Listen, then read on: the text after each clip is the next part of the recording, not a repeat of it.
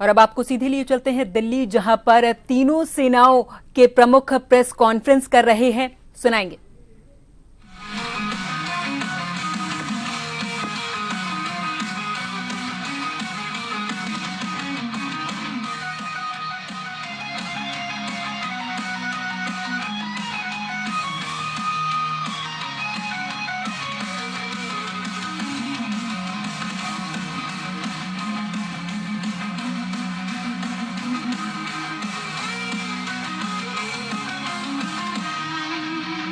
जब नाश मनुज पर छाता है, पहले विवेक मर जाता है।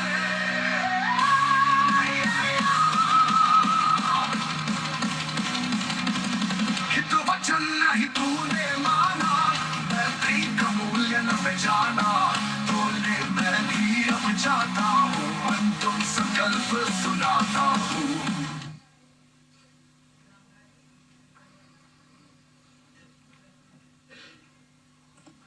Good evening, ladies and gentlemen. Jai Hind. Welcome to this second special press conference on Operation Sindoor.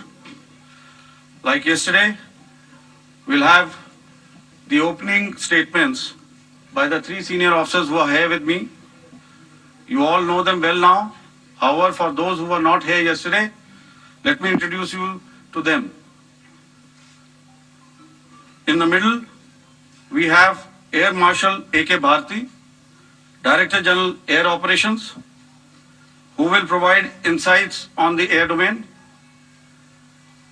To his right is Lieutenant General Rajiv Ghai, Director General Military Operations. He will cover the land aspects. And to my immediate right is Vice Admiral A.N. Pramod, the Director General Naval Operations. Following these briefings, we will be having a few question and answers. May I now request the DAG Air Operations to commence the proceedings.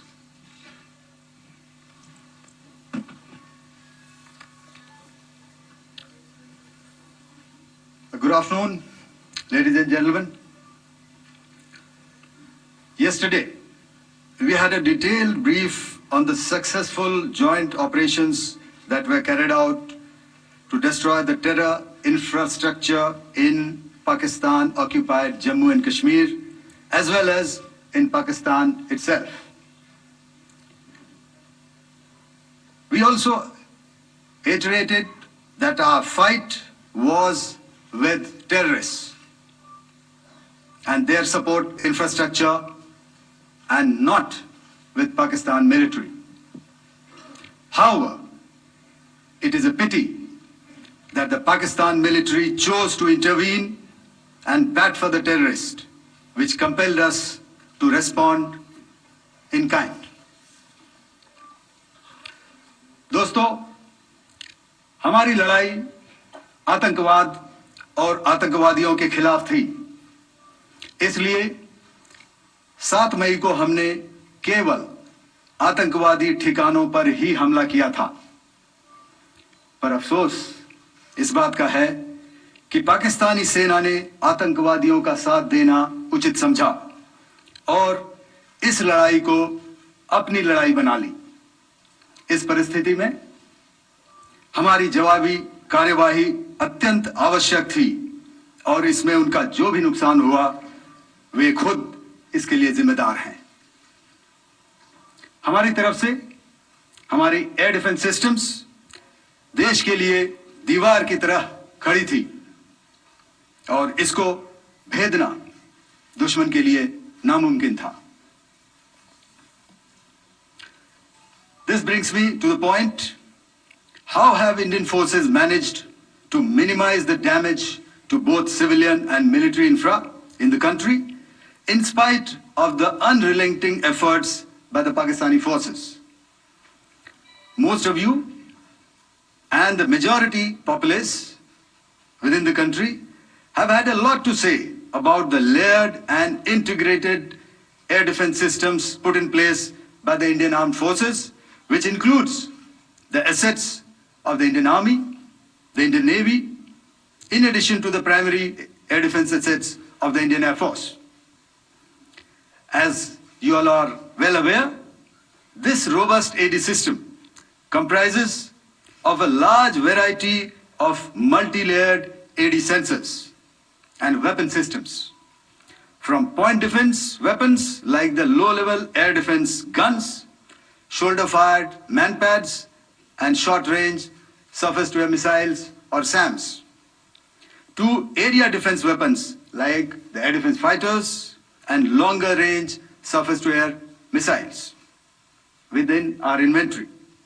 Additionally, the numerous waves of drones and unmanned combat aerial vehicles employed by Pakistan were also thwarted by the indigenously developed soft and hard kill counter-US systems and the well-trained Indian air defense personnel. All this was brought together as an efficient and effective AD environment by the Integrated Air Command and Control System or the ISCCS of the Indian Air Force, which accords us the net-centric operational capability which is vital to modern days warfighting. While much has been said and written about the newer systems, I would like to place on record the performance and efficacy demonstrated by even the older battle-proven AD systems like the Pechora, the Osa AK, and the LLAD guns in countering the Pakistani threat vectors in the current operations. They were all modern generations, but these battle-proven systems stood the test of time and took them on head-on. Another highlight has been the stellar performance of the indigenous air defense weapon system like the Akash system. Here, ladies and gentlemen, I would like to mention that putting together and operationalization of this potent AD environment has been possible over the last decade due to unwavering budgetary and policy support provided by the Government of India in acquiring state-of-the-art equipment and weapon systems. Some of the results achieved in countering the enemy threat vectors over the last week are now being shown on the screen.